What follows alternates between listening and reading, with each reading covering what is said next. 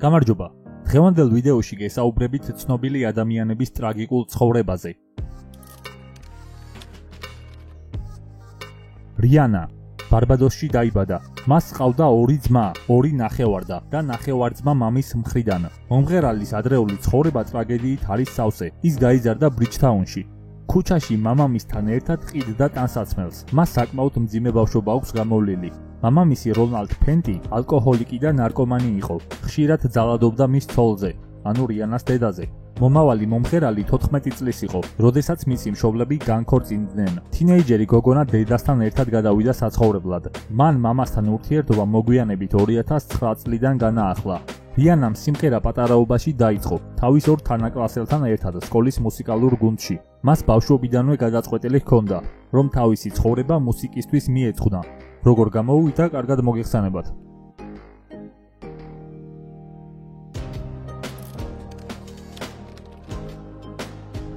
ჯონი დეპი.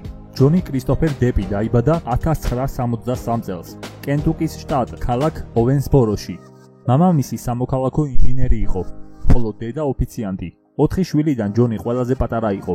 მამის სამსახურის გამო ოჯახი საცხოვრებელს ძალიან ხშირად იცვლიდა.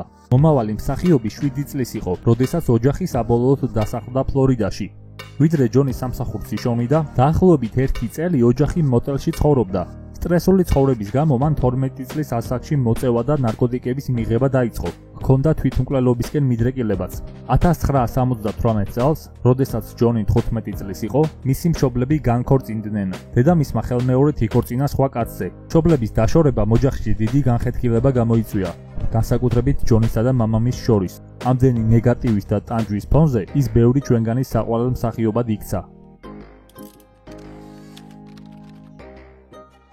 ემა უოტსონი. ემა უოტსონი, რომელმაც სახელი ჰერმიონ გრენჯერის როლის შესრულებით გაითქვა, დაიბადა პარიზში, ინგლისელი ადვოკატების ოჯახში. 5 წლამდე პარიზში ცხოვრობდა, ხოლო მას შემდეგ, რაც მისი მშობლები ერთმანეთს გაეყარნენ, დედასთან და ძმასთან ერთად გადავიდა ოქსფორდში. ყოველ შაბათ-კვირას მამასთან ერთად ატარებდა. ემას დღეს მამის მხრიდან 1 ნახევარ-ძმა და 2 ნახევარ-და ჰყავს, ხოლო დედის მხრიდან 2 ნახევარ-ძმა. ბავშვობაში მშობლების გაუთავებელმა უთანხმოებამ მასზე ძალიან დიდი კვალი დატოვა.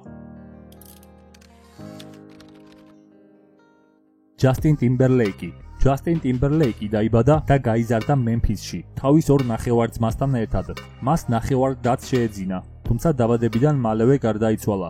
მისი მშობლები მაშინ განქორწინდნენ, როდესაც ჯასტინი 3 წლის იყო. ეს მისი ცხოვრების კოშმარად იქცა, რამაც ფსიქიკაზე ბუნებრივია იმოქმედა. ადელი. ინგლისელი მომღერალი ადელი დაიბადა ლონდონში. 3 წლის ასაკში მამამ მიატოვა და აღსაზრდელად დედამისს დაუტოვა. 4 წლის ასაკში გოგონამ სიმღერა დაიწყო. 1999 წლამდე ადელი მამამის ყოველ შაბათ-კვირას ნახულობდა. შემდეგ კი 2003 წლამდე მათ კონტაქტი აღარ ჰქონიათ.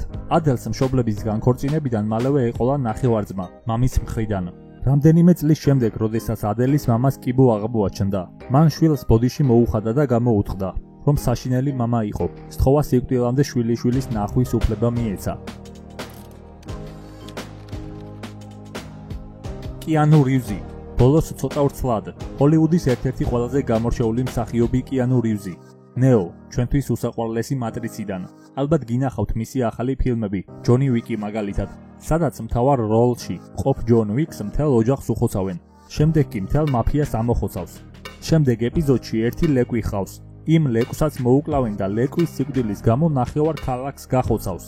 ეს სიუჟეტი რაღაცით გავს მის ცხოვრებას. ნახევარი ქალაქი არ გაუხოცავს, მაგრამ მისთვის ახლობელი ადამიანები ერთი მეორეს მიყოლებით იხოცებოდნენ. ამის გამო ძალიან დეპრესიული და მარტოსული გახდა. ის მიმზიდველი და მდიდარია, თუმცა მისი გული ვერ დაიპყრეს ვერც შერონ სტოუნმა, ვერც უაინონა რაიდერმა, ვერც სანდრა ბალოკმა, ვერც გვინეთ პელტროუმ. ერთხელ სანდრამ კიანუ ლას-ვეგასში დაპატიჟა და იმედი მიეცა, რომ ეს სასიყვარულო ისტორიის დასაწყისი იყო. სასტუმროში კი რივზმა 2 ნომერი შეუკვეთა და ღამითაც, როცა ეროტიკულ სამოსში გამოწყობილმა ბალოკმა შამპანურით ხელში კარზე დაუკაკუნა, რივზმა ჰკითხა, ხომ არ ციოდა. შემდეგ საწოლში დააწვინა საბანი, დააფარა და წიგნის კითხვა განაგრძო. ასეთი საქციელები ადრეული ტრაგედიების გამოვლინებაა. თავიდან მისი უმცროსი უსაყვარლესი და ლეიკემიით დაავადდა. რივზმა რა აღარ იღონა მის გადასარჩენად. საკუთარი ხელით აჭმევდა, ბანდა, მასაჟს უკეთებდა, მის გვერდით ეძინა. იყიდა უზარმაზარი სახლი ჰავაის კუნძულებზე და ჰოსპიტალად გადააკეთა. საუკეთესო ექიმები მოიწვია მთელი მსოფლიოდან, თუმცა სასიკვდილო სენი მაინც ვერ დაამარცხა. დის სიკვდილის შემდეგ მძიმე დეპრესიაში ჩავარდა. არ თავდა ტელევიზორს, არ პასუხობდა ზარებს და გამუდმებით სვამდა. დის გარდაცვალების და გალავთების შემდეგ მისი საუკეთესო მეგობარი, რივერ ფენიქსი, ნარკოტიკების ზედოზირებით გარდაიცვალა. რამდენიმე წლის შემდეგ კი დაიღუპა მისი ჯერ დაუბადებელი ბავშვი. როცა მეგობარმა ქალმა, დამწყებმა მსახიობმა, ჯენიფერ საიმმა ფეხმძიმობის შესახებ გააგებინა, რივზი სიხარულით მეცხრე ცაზე დაფრინავდა. მანაც და ჯენმაც იცოდნენ, რომ გოგონა შეეძინებოდათ და სახელიც კი შეურჩიეს. ავა საიმ რივზი. თუმცა ბავშვი ისე დაიღუპა, რომ დღის სინათლე ვერ იხილა. ტრაგედია შობის წინადღეს მოხდა. მას შემდეგ კიანუს ეს დღესასწაული სძულს, თუმცა ამით განსაცდელი არ დასრულებულა. შვილის სიკვდილის შემდეგ ჯენიფერი შვებას ალკოჰოლსა და ნარკოტიკებში ეძებდა. კიანუმ არ იცოდა როგორ ეშველა საყვარელი ქალისთვის, თავადაც ძალიან ცუდად იყო. ბავშვის წლის თავზე ახალი ტრაგედია დატრიალდა. ჯენიმ საჭე ვერ დაიმორჩილა. თავისი ჯიპით მანქანას შეასკდა და იქვე დალია სული. ის ბავშვის გვერდით ვესტვუდის სასაფლაოზე დაკრძალეს. მას შემდეგ შავი მსახიობის საყვარელ ფერად იქცა. ყველგან შავი ტანსაცმლით მოძრაობს. როცა მას არავინ ხედავს, მსახიობი დაჭმოჭნულ ჯინსებს იცვამს, ყავისფერ პიჯაკსა და სქელანჩიან ფეხსაცმელს. ასე ჩაცმულზე ვერ იტყვით, რომ უკვე 50 წლისაა. რივზი გადატანილი ტრაგედიის შემდეგ დიდხანს ვერ მოდიოდა გონზე და ქალებსაც გაურბოდა. პათოლოგიური შიში დაემართა იმისა, რომ მისი პარტნიორი დაორსულდებოდა და ბავშვი დაიღუპებოდა. ასეთ გაუბედურებულ მდგომარეობაში მყოფს ნუგეშის მცემლად მოევლინა ძველი მეგობარი ქალი, ოტემ მაკინტოში. ოტემი იზიარებდა მის განსაცდელს, საჭმელს უმზადებდა, ურეცხავდა, სახლს ულაგებდა, ერთი სიტყვით მის ძიძად გადაიქცა. რივზმა ამის საპასუხოდ ერთ ჭერქვეს ცხოვრება შესთავაზა, ოღონდ ოტემის სახლში, რადგან საკუთარი სახლი არ ჰქონდა. ფული არ ენანდებოდა, ის ძალიან ხელგაშლილი და ქველმოქმედი ადამიანია. ყველას ეხმარება ხოლმე. უბრალოდ ტრაგედიების შემდეგ ერთ სახლში ცხოვრებას მომთაბარეობა არჩია.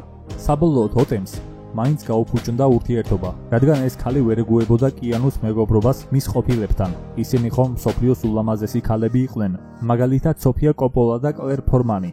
ოტემთან განშორების შემდეგ პაპარაცები ხშირად ამჩნევდნენ რივზის ხანმოკლე რომანებს სხვადასხვა ქალებთან. მათი თქმით, შავოსან მსახიობს რომანტიკული ურთიერთობა აკავშირებდა ლინ კოლინსთან, პარკერ როუსთან, კამერონ დიასსა და შარლინ სტერონთან. იმასაც ამბობდნენ, რომ თითქოს რივზს რომანი ჰქონდა მასზე 20 წლით უფროს დაიან კიტონთან.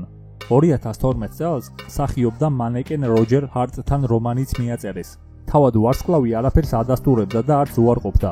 ყველა ჩემი რომანი მშვენიერი, თუმცა ხანმოკლე იყო. მე ხომ არავის შევპირები ვარ მარადიულ სიყვარულს, ამბობს რივზი. 2010 წელს მსახიობმა გადაწყვიტა მარტოობისთვის ბოლო მოეღო და სახლი იყიდა. მედიაში ცნობებიც გავრცელდა. თითქოს ვარსკვლავმა თავისი ბედი მსახიობ კლერ ფორლანს დაუკავშირა, თუმცა როგორ ვითარდებოდა მათი რომანი არავინ იცის.